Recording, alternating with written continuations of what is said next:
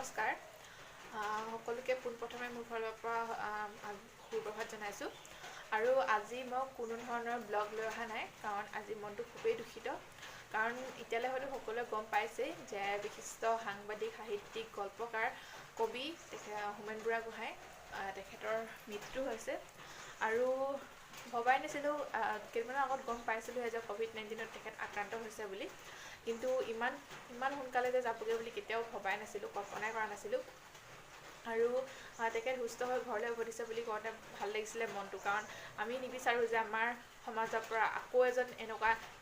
ভাল মানুহ যে নোহোৱা হোৱাটো কেতিয়াও ভবা নাছিলোঁ ভিদেল দাস বাইদেউ গ'লগৈ তেখেতকো বহুত ভাল পাইছিলোঁ তেখেতৰ গান ভাল পাইছিলোঁ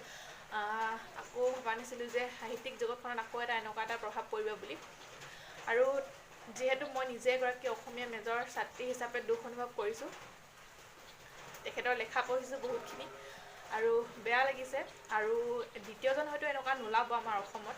আৰু বহুতে লিখে ভাল লেখা লিখে কিন্তু হোমেন বুঢ়াগোহাঁইদেৱৰ লেখাবিলাক অলপ বেলেগ আছিলে তেখেতৰ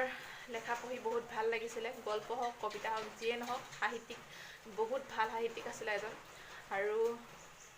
বিশেষ কিনো ক'ম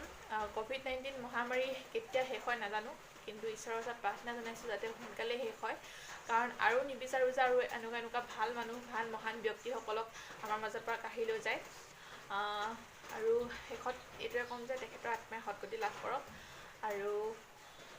এইখিনিয়ে ক'ব লগা আছিলে আৰু যিসকলে এতিয়াও ক'ভিড-19ক আপোনালোকে এইবোৰ একো নহয় মিছা বা কিবা ভাবি আছে আপোনালোকে সজাগ হওক আৰু সুৰক্ষিত থাকক ভালকৈ থাকক ইমানে ক'ব লগা আছিলে আৰু আজিৰ ভিডিঅ'টো ইমানেই ধন্যবাদ